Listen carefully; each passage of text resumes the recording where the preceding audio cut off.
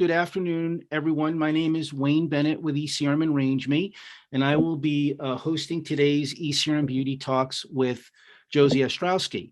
And before I introduce Josie and get into the conversation, the timing of this presentation today is very timely.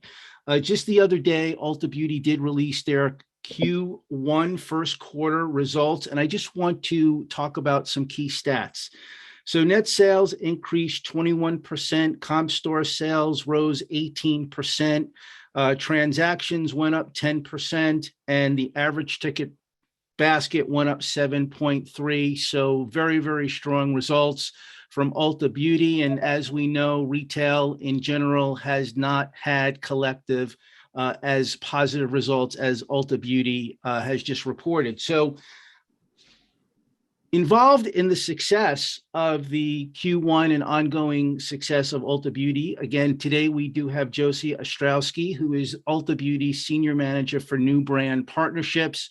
And in her role, she acts as a liaison between Ulta Beauty and prospective brands. In her current role, Josie has held a number of buying roles across various Ulta Beauty product categories, including professional hair care, nail care, prestige cosmetics.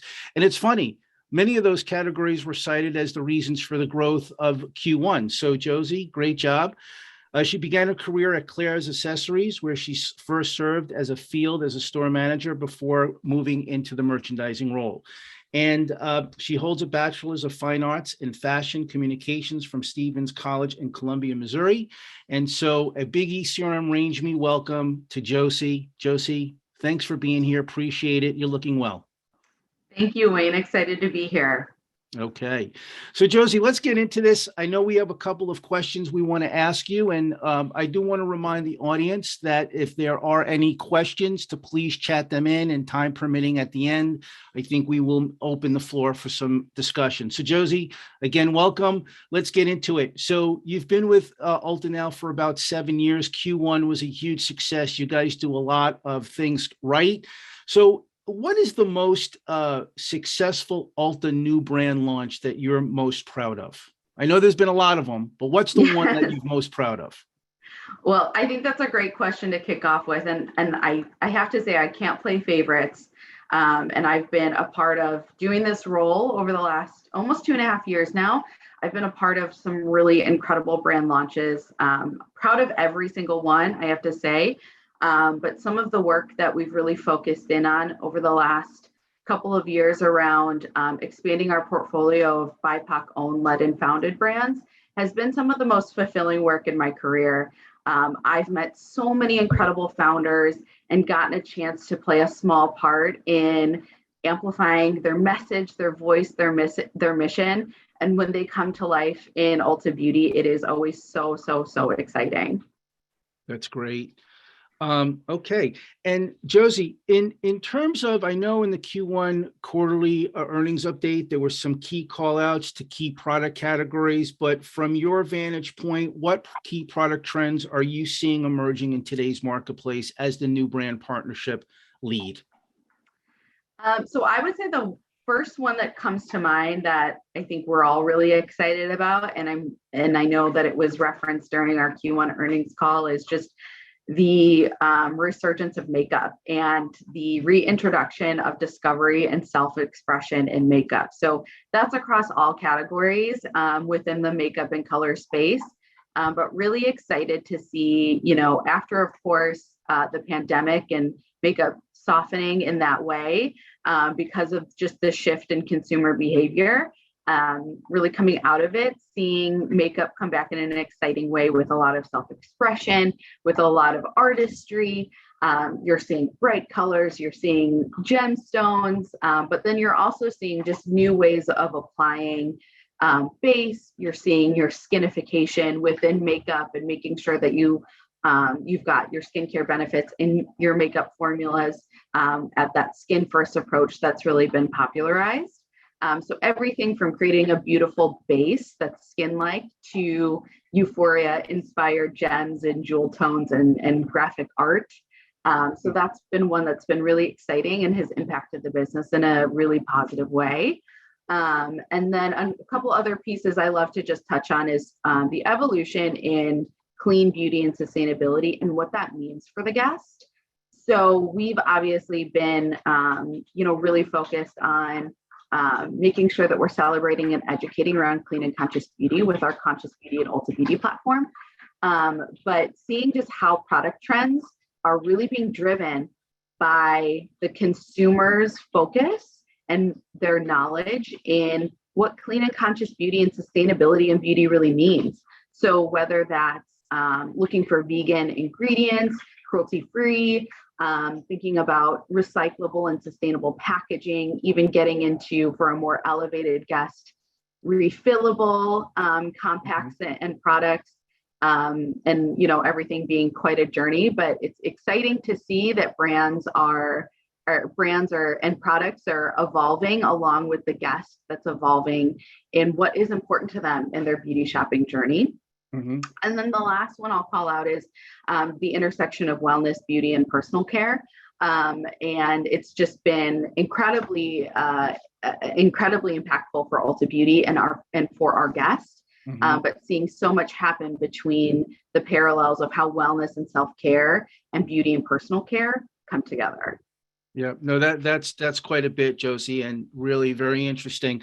I have a follow-up and then a good lead-in. So what percentage of the new brands coming your way that you're evaluating do where that supplier does talk about some sort of sustainability, whether it's an ingredient, a packaging? Where is that in the conversation? I would say vast majority these days are brand submissions or brands coming to the table are aligning to at least one of our conscious beauty pillars. So whether that's clean ingredients, vegan, cruelty-free, sustainable packaging, et cetera. It's definitely vast majority. And I think a lot of those pillars, I think about cruelty-free is table stakes in the industry at this point. Yep. Vegan is absolutely getting there. And there's going to continue to be an evolution of what the guest is educated in and expecting out of their beauty products. Yep. Well, I couldn't agree more. And we've said internally here that sustainability is partly a new retail currency. So you got to bring it forward to do business with the retail community. Josie, you mentioned the bridge gap between beauty and wellness, and that was kind of my next question. I know 65% of consumers believe that the beauty category is significantly connected to wellness. You've just stated it. How does Ulta make that connection? Yeah, so we are so proud of the Wellness Shop initiative that we launched in May of last year.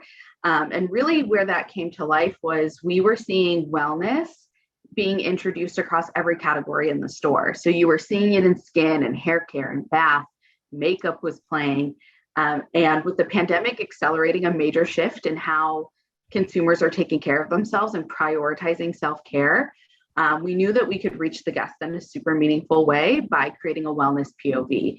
So like we mentioned, there's so many synergies across wellness, beauty, and personal care. And we set out to create a curated experience that really helps meet our guests where they are in the wellness journey. So as I'm sure you know, Wayne, the wellness can be a very complex topic. Yes. It can be very elevated. It can be, very kind of complex when it comes to ingredients and the way that, products are instructing you to take care of yourself.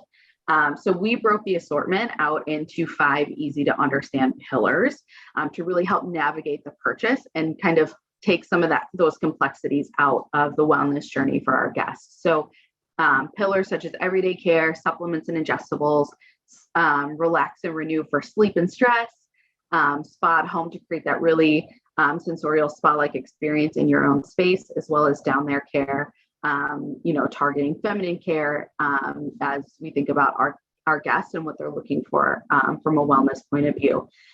So it's been an incredible journey. We have had some great success and our guests has really resonated with the strategy. Currently, the experience is in select Ulta Beauty doors, and we just launched an enhanced digital platform on Ulta.com that educates and celebrates wellness in a really beautiful way. I encourage everybody to go on Ulta.com and search the Wellness Shop because it brings it to life really beautifully, more beautifully than I can articulate. That's great. We're going to definitely check that one out, Josie. So it's important to know. So I went this weekend to an Ulta store near my home, and it was just fascinating it was a Saturday morning, and it was just fascinating to watch the shoppers, the guests come in and go through the store. And I noticed a little bit about the demographic of at least in the store I was at. But can you share with us a little bit about who is your core consumer? And maybe give us a little bit of an understanding in that segmentation of how you might serve each one of those core shoppers differently. Yeah, absolutely. So I would say the beauty enthusiast is really at the heart of everything that we do. And we have done an incredible job of capturing a great share of wallet for the beauty enthusiast through a few different ways that make Ulta Beauty so special. So first, providing all things beauty all in one place. So we are truly a one-stop beauty destination. We carry all categories across beauty, all price points. And we also offer full service salons in every store. So it can be your one-stop shop for everything you need from a beauty perspective. And our guests has loved that journey of being able to shop every price point, every category they need, plussing up with their hair services, getting their brows done with Yeah. benefit. And that has driven a ton of really great loyalty. Another piece that's been really special to Ulta Beauty's success is that we've been able to bring beauty accessibility to all. So whether that's through our real estate strategy that's 90% off mall, through shopping where the guest wants to shop online, in the app, with our BOPIS, buy online, pick up in store, curbside, and even continuing to evolve. We're always looking at ways we can continue to evolve the beauty shopping experience, whether that be digitally, thinking about our virtual try-on with Glam Lab, or even from a brick and mortar physical presence with our Ulta Beauty at Target partnership. So really meeting the guests where they are at all touch points where they want to shop has helped us drive, again, another loyal guest. And talking about loyalty, offering our best in class Ultimate Rewards loyalty program. I'm not just saying it because I'm biased. It is truly best in the industry. And if you're not familiar with the program, it's a fantastic program where every dollar you spend with us turns into points, and those points turn into cash that you can redeem on future purchases and services in Ulta Beauty. And our guests have just absolutely loved the program. They're extremely engaged. Over 90% of our transactions come through our loyalty program. And what is so special about that program as well is that allows us to have a lot of incredible shopping data about our guests, which then help us inform better decision making to service them even better. So I would say those would be kind of the key things we do to make sure that we service the beauty enthusiasts in the most comprehensive way. That's great. Thank you, Josie, for that, and quite a number of touch points to engage your core shopper. So thinking about new brand partnership opportunities, we talked about founder story, sustainability, key drivers of why you might bring a new partner into Ulta Beauty. But can you give us and maybe talk to us a little bit about what are some of the most important considerations in that process? Absolutely. For a new brand partner? Yeah. Absolutely. So a few things that we really look for, I would say first that comes to mind is understanding a brand's mission, point of difference, and reason to believe. So we are a house of over 500 brands and a self-shop environment. So when we're evaluating new brand opportunities, what we want to understand and embrace is what makes this brand special? What would make this brand jump off the shelf amongst the other 500 brands in the store, right? So whether that is driving incredible product innovation, whether that is a founder with a mission that we want to amplify and drive, whether that's a really incredible social community that the brand has fostered, really looking at what is that kind of key differentiator and secret special ingredient that makes the brand different than anything we carry across the box. How the brand is being amplified is a really important consideration for us as well. So how is the brand reaching the beauty enthusiast? Is that social, digital? Is that through brick and mortar partnerships? Is that through sampling efforts? Or is that through influencer partnerships? Really understanding like, how are you touching the beauty enthusiasts and how can we utilize that to drive our business together? Mm-hmm. Another piece is understanding the brand's alignment to our strategic initiatives. So every year we have a few global strategic initiatives that the entire merchandising organization marches towards. Mm-hmm. So understanding, does this brand align to one of those strategic initiatives? Or does this brand align to category initiatives? So within our categories, then we also have specific category initiatives that the teams will be working on. So how are we kind of filling out and aligning new brand partners to these initiatives and strategies that we're building? Because that then just helps us lift a partnership and drive the business even better if it can ladder up to a larger conversation happening in the Ulta Beauty environment. And then lastly, and certainly one of the most important considerations and a piece that I focus on quite a bit within my process is understanding operational readiness. We are a large fleet of about 1,400 stores, and we want to make sure that any new partner that launches with us is ready. Operationally, supply chain wise, et cetera. It can be a huge, huge, huge investment for brand partners, and we want to make sure that anything that we're embarking on together can be mutually beneficial on both sides. Yeah, Josie, I appreciate you bringing it up because that was actually going to be my next question. And, obviously we often talk about sort of the top line factors, right? Driving consumer demand, creating an opportunity in the store, amplifying founder mission, social purpose. Like I call that demand generation. But oftentimes we think about, or we don't think about in these types of environments, conversations, the operational excellence and performance. And you guys do that really well. I think that's a contributor to some of the Q1 financial success that you've had. Can you just peel that down a little bit more and just talk a little bit about what the suppliers need to understand in serving a fleet of 1,400 stores from an operational supply chain point of view? Sure. Yeah. So, first thing I'll say is, I would say from a launch and partnerships perspective, I would encourage brands to embrace the crawl, walk, run approach that we very much believe in.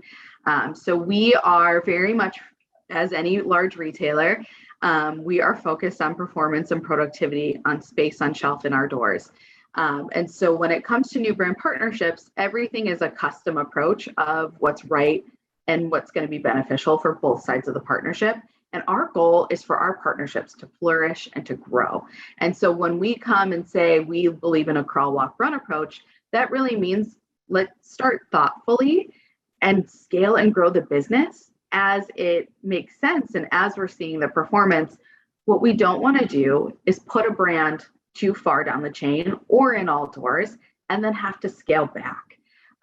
So we really ask that brands, of course, we want to make sure that we are providing the accessibility for the brand and reaching the brand's guest where they are and providing, those channels in which the brand can really be available to the beauty enthusiast. But we also want to make sure that we're doing it in a really smart and thorough way. So we kind of want to come together and pull together a plan when it comes to launching and how many doors we're touching and how much space that looks like and what that looks like to be able to thoughtfully launch and then grow and scale together. Yeah. When it comes to supply chain readiness, a couple key basic things that probably sound rudimentary, but I'm going to mention them.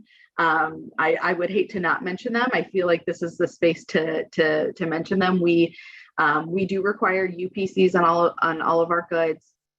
We do ask for EDI compliancy, and it is in our experience, any brands that may be smaller, emerging, and don't have their own warehousing capabilities, we really do encourage partnering with 3PL or third-party logistics. Because they know our business and they know shipping to us, and helping with that consolidation can be really, really, really impactful and helpful to the business. Also, really, the inventory itself to support. And in today's age, with everything going on with supply chain, that's such an important consideration, is making sure that the inventory of the demand is there. We have an incredible organization of planners and inventory analysts that work closely with all of our merchants on providing forecasts, projections, et cetera, when it comes to launching new brands, new products, even replenishment. And so we do definitely believe in that transparency and like to arm our partners with as much of that forecasting information as possible. But we value transparency when it comes to brands coming back and saying, this is, it's not feasible, the timing is different, et cetera. So really making sure that you're transparent with us, but also have the ability to get the inventory when we're asking for it or when we've aligned on a launch plan. So that would be a big piece of it as well. A couple other things from an operational or investment standpoint that I always love to call out is just support when it comes to launching a new partnership in Ulta Beauty. We have, what we have to do is educate the brand's loyal guest that the brand is now in Ulta Beauty, and then also open the brand up to our over 37 million Ultimate Rewards program members. So when we can kind of do a dual channel approach to marketing and messaging, that's where we see some of the best success. So when we see a brand partner driving to Ulta Beauty, as well as participating within the various cooperative Ulta Beauty programs, our tentpole events such as 21 Days of Beauty, Love Your Hair, Gorgeous Skin event, that's where we see a lot of really great synergies and the business really start to come alive, because we're driving messaging in the four walls of Ulta, but also externally into Ulta Beauty. And then my last piece, again, goes along with the investments and operational readiness for Ulta Beauty. A big encouragement that we always give for new brands is participation in our sampling program. I understand that sampling is an incredibly large investment for brands and especially for emerging brands, but it is one of our best tactics for a new guest acquisition into a brand partner. We've got quite a few different sampling programs across our .com platform that can be really impactful for a new brand in our environment with various quantities. But I would say that would be a really great consideration for brands as they think about scaling into a retailer of our size. Josie, that's great. And as I'm listening to you speak, I really do like the crawl, walk, run approach. I think that makes a lot of sense. And what that your conversation leaves me with is that you truly do want your partners to win. I mean, that's really what it sounds like to me. And yeah. I like the approach very much and clearly to understand all of the levers that are important to you. So great job on that. And along those lines, as we put the demand generation together with operational performance needs and retail readiness, what are the elements within a presentation do you think it's important, the messaging? So I'm coming to you for the first time and I'm going to sit down with you for 30 minutes. What do I need in that presentation? What are the key elements? Great question. And I always have an agenda that I ask for when it comes to new brand presentations and introductory conversations that I'll share. So I always, we always want to understand, again, we mentioned it, but the mission, understanding the brand story, what is the point of difference, really understanding those pieces of like, set the scene for us. What is the reason to believe for this brand and what is the story here? Understanding the assortment. So at the end of the day, right, we can get really caught up in the story behind the brand and the marketing and how we're reaching the guest and who the guest is, which are all incredibly important factors when looking at a new brand. But we're here to put product on shelf, right? So I want to understand your assortment. I want to understand your categories, your best sellers, features and benefits of your product, your retail prices, et cetera. At the end of the day, we really want to understand, right? Like, how does this fill out our assortment and offer the guest a product that we currently don't? And then anything that a brand can share from an innovation perspective. We work so far out. So anything that can be shared around innovation, and of course, everything is completely confidential, but having that peek behind the curtain of where the brand's product pipeline is moving can be really helpful for us to understand, right? Because if we're having a conversation a year before we potentially launch, the brand's assortment may look different. So having that kind of line of sight is really helpful for us. Marketing, we've touched on, but how are you reaching your guests? How are you amplifying your message, et cetera? And then distribution strategies. It's really important for us to understand where the brand can be accessed. So whether that's just on your D2C website, whether you already have current partners, you're planning to ramp up into partners, it's really important for us to understand that. And what I will just say, to double click into distribution a little bit, is when you think about brands that may have a robust distribution strategy and they're looking to come to Ulta, what we really want to understand is what is that differentiated channel experience that you can provide for Ulta Beauty that will make the shopper shop with us versus the various other retailers. We don't want to take anyone's business away, but we really want to kind of amplify and plus up your business. Everything should be incremental. So what is going to make somebody shop with Ulta Beauty for your brand specifically, if it is accessible and so many other touch points across their shopping experiences? And then I would say for any brands that are presenting, a couple things that they should be ready to answer questions about are things like, who is your guest? What your D2C performance looks like, your metrics. We love to understand kind of how big the business is, what you're shipping, but also understand what your repeat rate is. Do you have a loyalty program? Do you have a subscribe program, a subscribe and save? Like those kinds of key metrics really help us in thoughtful decision making and understanding the opportunity. And then finally, what is your vision for a partnership with Ulta Beauty? When you nailed it when you said, I can tell that you guys really care about making sure the partnerships are beneficial on both sides. And from the jump, we want to make sure that we're understanding what a brand partner is looking for in a retailer and in Ulta Beauty specifically, so that when we do look to partner, if and when we do look to partner, we're bringing together kind of the brand's vision, our vision, in this perfect marriage of what we think is going to be the best foot forward. No, Josie, that is a outstanding blueprint that I'm hoping the suppliers on the call maybe took notes on, but that is a tremendous blueprint for success in terms of that first engagement. So, Josie, I know innovation is happening all the time, and as the new brand partnership lead, I wanted to ask you a little bit about process. Is it ever evolving in terms of when a brand can be ultimately approved to go on shelf, or is it part of a line review process? And can you maybe talk a little bit about those two dynamics? Yes, great question. I would say we sit in a very happy myriad of the two, right? So my process that I manage for new brand review is a rolling throughout the year process. So brands can submit to us for consideration at any time throughout the year. And essentially how the process works is that I review all new opportunities with our merchant partners about every 6 or 7 weeks. And then essentially from that pool of review, if there are brands that the buyers are interested in learning more about, we would go into sample review so that the merchants can touch and feel the product live. After that, it would look like a more formal brand presentation, like a line review meeting, so to speak, that suppliers, I'm sure, are very familiar with, where we would go through what I just mentioned in terms of a presentation and what we're looking for. And then, that kind of concludes the process and allows us to then make a decision. Is this a brand that we'd like to move forward with or not at this time?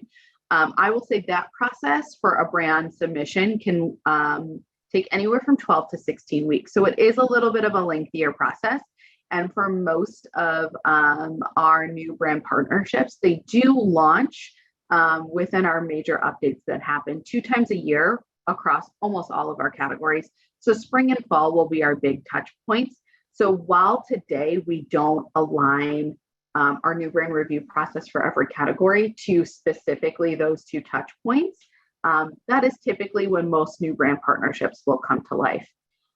So just in the sense of, the process can take a little bit longer because maybe from point of inception of submission to when we're making decisions for that next round of planograms, that's where things can ebb and flow a little bit.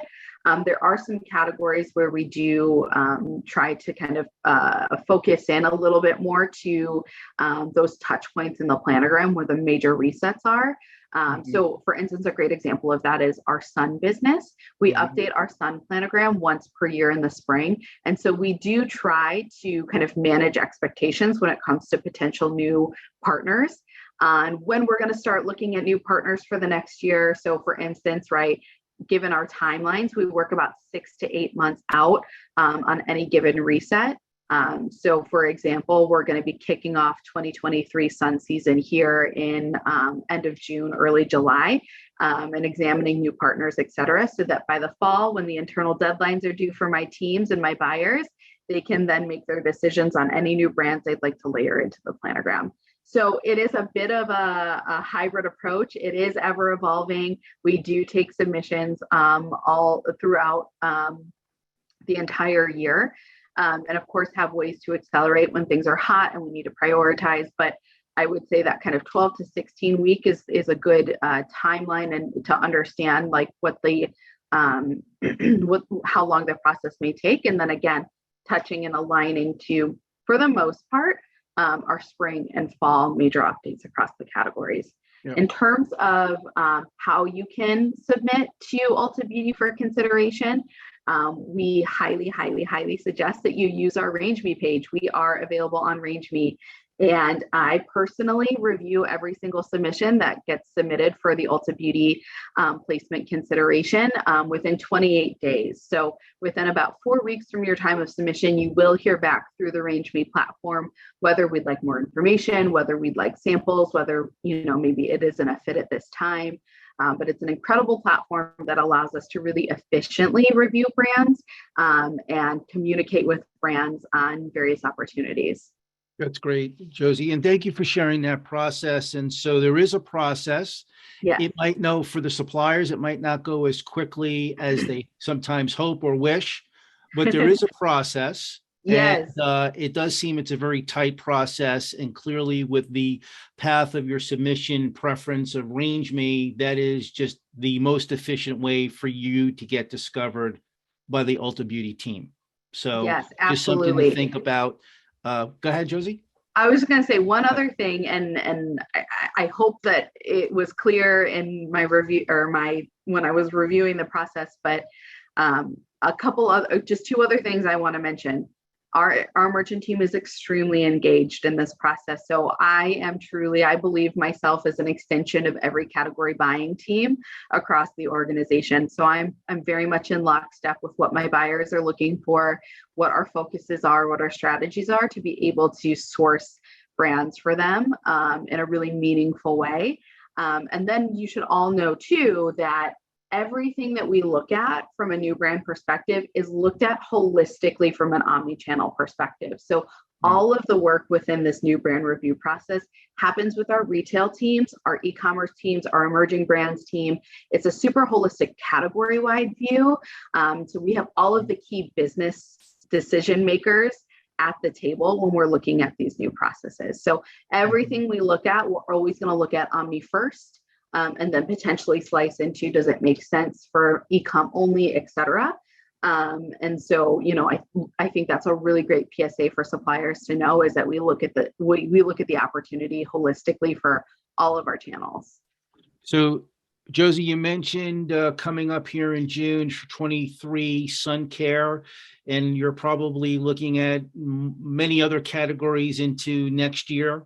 Mm-hmm. So the question that I have, without giving up too much of the sauce here, but what can you share maybe 1 or 2 key initiatives that Ulta Beauty's thinking about? Maybe that's something that's already been publicly mentioned, but maybe not heard by the vendors on this call that you may want to just bring up here going forward. The key 1 or 2 key priorities. Absolutely. We have, like I mentioned, we have a few global strategic initiatives that the merchandising team marches towards every year.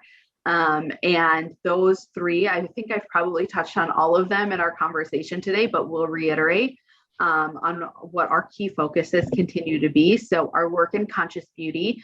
So our conscious beauty at Ulta Beauty platform, that has been an incredible success for us. So looking to continue to layer in new partners and amplify our partners that are playing in our conscious beauty program across those 5 pillars that you can qualify into. I mentioned clean ingredients, vegan, cruelty-free, sustainable packaging, as well as positive impact being that 5th one. So continuing our work in the conscious beauty space, continuing to evolve our wellness shop initiative. So we talked a little bit about it at the beginning of the call, but that continues to be a really big focus for us. You'll see that strategies evolve a little bit even further this year. What's great about the program is that it will continue to stay curated. So you're never going to see like a whole aisle of supplements and ingestibles. We will continue to be very curated when it comes to the approach for wellness, so as to not overwhelm our beauty enthusiasts and our guests with options. But we will evolve it, right? So we want to go on the wellness journey with our guests. So when they are introduced or engaged with a new category, we want to meet them there. We've got an incredible group of what we call our beauty board, which is some of our loyalty members that answer surveys for us. And we get some incredibly rich insights from asking the beauty board about wellness and their journeys within wellness. And we use that to continue to evolve the wellness roadmap and what that looks like. And then our third strategy will be our continued commitment to diversity, equity, and inclusion. We are so thrilled with the work that we've done, but we've got so much more work to do when it comes to not only expanding our portfolio of diverse, owned, led, and founded brands. And we have committed to signing the 15% pledge, which has been an amazing work and will be a continued project over many years to come on, helping support and lift up that strategy to increase Black wealth in the industry. Mm-hmm.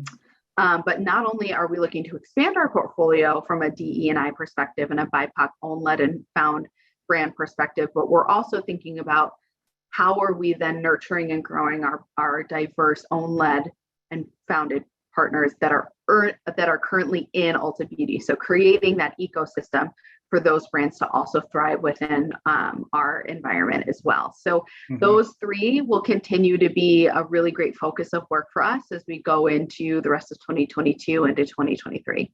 That's great, Josie. Thank you for that roadmap. And again, for reiterating maybe some of the things you shared earlier, but to condense it all into one, I think is very helpful for the suppliers on the call. So Josie, obviously the passion is there and we love what you're doing at Ulta Beauty. And so when you're not doing that on your free time, tell us a little bit about what you're doing on your free time as it relates to maybe books or podcasts or Netflix you may be consuming for inspiration or fun. Tell us what you're doing in that front. Well, I will say a couple call outs that I'll make around staying kind of in the ether, in the community, understanding what's happening from a social perspective.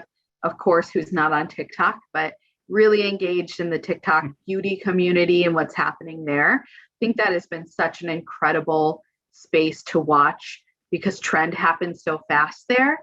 We've largely benefited in our business from things going viral on TikTok and our partners working incredibly hard to drive sales through our channel that way. So of course, TikTok continues to be big. From a podcast perspective, I have a couple beauty and wellness podcasts that I love. So Los Angeles, Fat Mascara, and then a wellness podcast I just got recently into, which actually kind of opens behind the curtain of wellness, which I love, is called Maintenance Phase. And where they kind of debunk wellness in a really interesting way. I learn a lot. Also from a podcast perspective, I love when a podcast can make me laugh. And we all need to laugh more in this world these days. So a couple of my suggestions for women, The Lady Gang, if you're not listening, is so great. And then Smartless with Will Arnett, Jason Bateman, and Sean Hayes is a fantastic podcast for everybody and just makes me laugh all the time. And then other than that, in terms of, where it's important for me to outside of, getting inspiration and trend research, et cetera, some of the really important things for me in terms of spending my day and my free time is making sure I go outside and take a walk every single day, getting time with my dog, who you probably heard like snoring and barking in the background of this conversation today. And then being able to spend time with family and friends, really prioritizing. I think that's one thing that from the pandemic that we all learned so well, not only is to prioritize self-care, but spending time with loved ones is just such a recharge. So I love to be able to prioritize that whenever I can. Do you listen to the funny podcast when you walk? Yes, of course. Absolutely, right? Absolutely. And I probably look crazy walking around like literally laughing out loud, but it is, we all need some of that humor. Yeah, that's great, Josie. Thank you for sharing a little bit about that. And, I think many of the suppliers now are going to be downloading some of those podcasts. So they're that's good great. Rex, I promise. So I have to tell you that we are currently about 15 minutes or so left in this presentation. And from the chat, I think this might be a record-breaking. I know, Josie, you asked me how many questions. So I'm going to look at this chat thing here now. And this is a record breaker here. So let's go here. And I'm going to ask you some questions. Okay. Lots of good kudos here for you, Josie. What are the product supply minimums for new product distribution through Ulta? That's a great question. So we don't have minimum, so to speak, but what I will share with you is that we currently operate 6 going on 7 distribution centers across the country. And how suppliers then provide inventory for us is they fill our DCs, and our DCs will then ship our Ulta.com orders and then ship to our stores. So when it comes to case packs and things like that, we don't dictate what that looks like. However, from an in-store perspective, from a presentation perspective, I will share that like a good gut check is to think about, we probably will fill with a minimum of 2 to 3 pieces per SKU per store. Testers, if it's necessary or appropriate in the category. But that should give you a bit of a high level. I would say the biggest piece is understanding that it's shipping to DCs and then getting dispersed out. Okay. Another question may be related. Are you doing Dropship direct to consumer from Wellness Web Platform? I guess the Wellness Shop. At this moment in time, we do not have any dropship capabilities. So again, everything's going to the DCs and then shipping from our DCs to the stores or to the guest. Okay. Here's an interesting question, Josie. What is the most expensive product in Ulta? Oh, that's a great question. I have to say off the top of my head, I have to believe it's the Dyson Airwrap, but don't hold me to it. Okay. And what is that retail for? Do we couple $100 bucks? It is $5.49, I want to say, maybe $5.99, depending on, there's like limited edition sets and things. But yeah, so somewhere in between that $500 to $600 range. So Josie, here's an interesting question. This gets down to now supply chain and inflation, right? It impacts everybody, right? Us as consumers, you as a retailer. It's the surge, right? How are you working with smaller brands to adopt and adjust? Yeah, that's a great question. And I would say we, of course, have not been spared in the current climate of supply chain. So I think I touched on it, but our team of planners and inventory analysts are incredibly thorough and amazing partners. They work directly with our brand partners on working creatively to get the stock where it needs to be, when it needs to be there. And, understanding that transparency and how can we be nimble and flex and work with our brand partners to make sure that, the strategies we're putting in place can be executed with product and with inventory. So I would say, that this climate is really encouraging us, especially for emerging brands. But for everybody that's experiencing this, is really thinking about making our business decisions in line with what we can support from an inventory perspective. So whether that means we're, changing a promotion or a secondary exposure or whatever that looks like, because we know that the product can't be there. I think that's one thing that our teams are doing an incredible job of, is just really being flexible and being open to how things need to change every single day to accommodate. And Josie, I think, to answer that question, I mean, I think you said it earlier. I said it again. I'll say it again. Crawl, walk, run. Mm-hmm. Right? Yep. Don't bite off too much you can't chew. And, I think the mentality is to lean in, start small, win, and grow.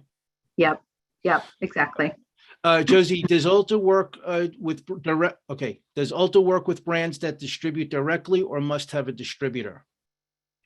So our preference is to work with brand partners directly. So in terms of, we certainly work with sales teams, consultants, brokers, et cetera, whatever you want to call it. But from a distributor perspective, we do prefer to work with the brand partner directly. Josie, here's a question. I'm sure you guys would always love to go to market first with innovation, but it almost has to be somewhat proven innovation. But here's a question. Would you consider a startup innovative product line that has no following yet in your brand partnership decision? Yeah, so we are open to reviewing all opportunities, whether it's concept, whether it's coming to market, whether it is launched in market.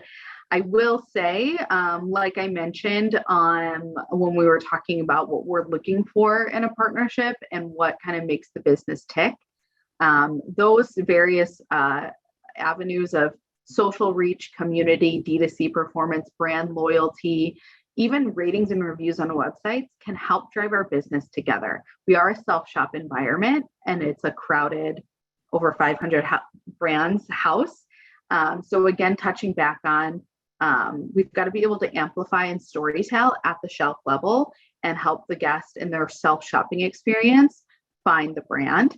So any of those additional external factors that we can lean on to drive our business together prove to be very successful. But that does not mean that we aren't open to brands launching with us to market. We just have to think about the key levers to success based on, what we see in our environment. Josie, is Amazon an acceptable distribution or deterrent for a brand wanting to partner with Ulta? Great question. And I think the answer to that has evolved quite a bit over the years. There are some categories where, maybe there's a bit of a pause when it comes to an Amazon partnership. However, what I have found is that brands have really embraced Amazon from a search engine perspective, right? Because it is such a, it is kind of ingrained into all of us as modern day consumers that you can Google something, you could Amazon something to find it. And so I know that a lot of brand partners are taking that approach, not only because it's an incredible retailer and reaches an insane amount of consumers, but also because it can be a great way to capture those who use Amazon like a search function. So I would say no major pause when it comes to Ulta Beauty globally around Amazon as a partner for, as a retailer for a partner, but always digging into, category specific considerations and understanding the strategy for your Amazon partnership can be really helpful for us. That makes sense, clearly. Here's a question, a clarity point. So if we want to particularly participate in your sampling program, should we apply through RangeMe? So our sampling programs are going to be reserved for our brand partners that we do business with, right? So if we introduce a new brand partner, you will then be educated on what sampling initiatives look like, right? So we only sample products that we carry within our assortment. So that's where the sampling program comes into play.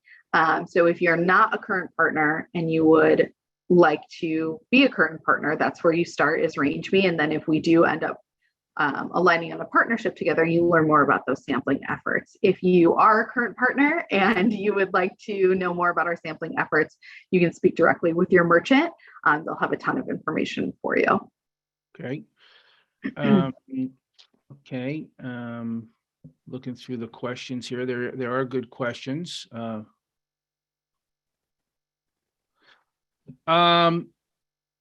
I have bought over the past few years. Have been recommendations from TikTok. What are some beauty trends from social media that Ulta has implemented in stores? That's a great question. I would say what is interesting about the TikTok space is that it moves so fast that it's almost from a brick and mortar perspective, right? Almost impossible for you to catch the trend while it's happening. So really it does kind of impact downstream what we're seeing. So I would say, the biggest impact that TikTok has made in our business is capturing the inventory for when the product is going viral, the brand is going viral, et cetera. So that then, of course, goes back to our incredible planners and inventory analysts that work with our brand partners to get the stock when we need it. So great examples of that would be like our partnership with Truly. They had a big viral moment. Our partnership with Tree Hut, who I'm sure everybody has a Tree Hut body scrub in their bathroom. So kind of capturing the inventory, that's been kind of the biggest impact from a TikTok perspective. But then also when we're thinking about future state, how can we then model? It's really about understanding what the consumer is looking for, what they're talking about, what they're creating content about, and modeling it that way. So a great example of that, and kind of spurred by, of course, the euphoria trend that nobody can escape, is we actually modeled what we were seeing on TikTok and social media and people being inspired by the artistry in that show into a marketing campaign that I believe is live right now, all around kind of that self-expression, that graphic eyeliner, that really fun, colorful artistry expression of makeup. And we were able to kind of build a bit of a marketing and messaging around that, and create some content, et cetera. So maybe it's not necessarily modeling product. Of course, if something goes viral on TikTok and we don't carry it, there's always what is this? We've got to take a look at it. But I will say that it can impact our business and our strategies outside of just the product itself. And how can we speak to what's going viral on TikTok from a product category perspective or a trend perspective? How can we amplify it and reach our guests that way? Okay, great. Josie, here's a question I asked you earlier before we got going. Would you consider putting men's product in Ulta Beauty? That's a great question, and definitely one we've talked a lot about. So we do currently carry a men's offering in our fragrance, our skincare, and our hair care categories. So we definitely have curated experiences for men shopping in Ulta Beauty. And I would say, it continues to be a smaller portion of the business. However, we've got some really incredible brands that work hard for us in those spaces that we love, and we will continue to foster those partnerships and grow those businesses. We have to think about the guest profile as well as who's shopping those men's categories and those men's products. And I will say, I think there's been such a sizable shift in the last couple of years around men and their approach to personal care and how they're taking care of themselves. So while we don't have any plans I can share with you today on expanding the men's offering, we're always open and willing to take a look at opportunities and, examine them for our various spaces, but nothing to share in terms of like a big strategy to build out today, but always continuing to keep our eye in the space. I'm seeing so much from a new brand perspective around not only gender neutral, but also brands that are creating product for men specifically. So it's a really interesting space that we're keeping our eye on. Josie, this might not be a question aligned for you to answer, but and I don't seem to have any information, but are there any plans for Ulta's international expansion? Yeah, no plans at this time. We had announced that we were going to be doing a Canada expansion that went on hold with the pandemic. So nothing new to update at this time in that sector. Okay. So I think we've gone through a lot of let me just see here. They keep coming in. I'm seeing them. Yeah, no, they'll come in. They'll come in to the last minute. Any plans on launching medical grade category or aesthetic post treatment? Which is an interesting thing. That is interesting. Yeah. Super interesting. I would say nothing right now to share in terms of that space. But this, I will say the skincare category is so interesting, right? We saw it build and build and build and have such a huge trajectory over the last couple of years. So now we're thinking about, okay, what is the innovation? What is the next step in skincare? Because we've all, the consumer has done an incredible job of building out skincare routines and embracing new skincare regimens and rituals and introducing tools, et cetera. And now we're even seeing like the skinification of body care. You're taking care of the skin on the rest of the body the way you take care of your face. But thinking about what are those kinds of pockets of where we can continue to pop in that skincare space in these next iteratives. So definitely an interesting space. And always open again to considering the opportunities, but we do very much believe in meeting the guests where they are. We do want to help them on their journey and share, give them innovation and provide them with what is new and now. But also we're really cognizant of making sure that we're providing the guests with what they're looking for and what they know. That's great. Josie, am I able to sell on Ulta.com and not sell in stores and vice versa? Yeah, so I would say we do look at opportunities for Ulta.com only. But our goal always is that because we're a true omni-channel retailer, we do always look at everything from an omni-channel perspective. And maybe we do start Ulta.com, but the goal would always be that we would get to stores, right? To be able to fulfill that omni-channel shopping experience. So anything that we do from an Ulta.com only perspective, we are thinking about, okay, what are the benchmarks and the parameters that we're looking for a brand to hit to then hit and go into stores and kind of continue to grow and reach our guests where they are. We don't do much from an in-store only perspective, again, because we want to make sure that we're reaching our guests where they're shopping with us. Right. But I would say the opportunity, if you're looking for single channel.com only, can be a place to start with the intention, of course, to grow to stores one day. Yeah. So Josie, there's so much more that we can talk about, and I know we're coming to the end, and I know you've got a busy day. But in the last minute or two, leave us with one. Let's sum it up to one thought. Oh, that's a big question. It is a big question. What is the one thing you want to leave these suppliers with about Ulta Beauty? Yeah, absolutely. So I would say my overarching, and I'm sure from what I shared with you today, Wayne, I'm sure that this has come to life in context, but in summary, I will just say, we are thrilled to be a retailer that is resonating in such a big way with the beauty enthusiast. And we have so many opportunities to engage and reach our guests, which has been so lucrative for our business.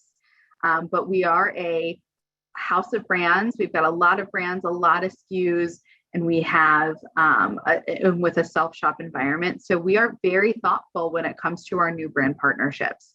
So when it comes to how many new brands we're adding to the portfolio, how we're amplifying brands, et cetera, we're very, very thoughtful in how we can speak to our new brands, how we can thoughtfully place our new brand partnerships so they can have their moments, as well as, ensuring that we are thoughtfully growing our partnerships together. We're very, very collaborative. We want our partnerships to be mutually beneficial on both sides. I've said it a million times today, but that is truly, truly our goal. So we go into these conversations and examining new brand partnerships with the goal in mind of winning together. Absolutely. Absolutely. And, Josie, I do a lot of these interviews with retailers, and I'm hearing it loud and clear here that the objective is to win together and to be collaborative, co-creating together to win together. And again, it's important for the suppliers to understand crawl, walk, run, right? I think that's a very important takeaway. And so as beauty comes from behind the mask, right? Beauty was hidden behind the mask, and the masks are coming off, and now clearly there's going to be a resurgence, I believe, of ongoing innovation in beauty to capitalize. The timing of you coming today here, Josie, was outstanding. We appreciate your time and your conversation. We could probably talk for another hour or so, and maybe at some point in the next couple of months, we can do it again. So again, we appreciate your time. Thank you for being here, and glad things are going well. Congratulations on a great Q1. And we'll be Thank you. watching the wires for the next coming months to see how things are going. So for those on the call today, thank you. We apologize for the change in schedule, but we're glad you're able to make it here today. And everyone have a great day. Thank you again, Josie. Thank you, everybody. See ya. Bye-bye.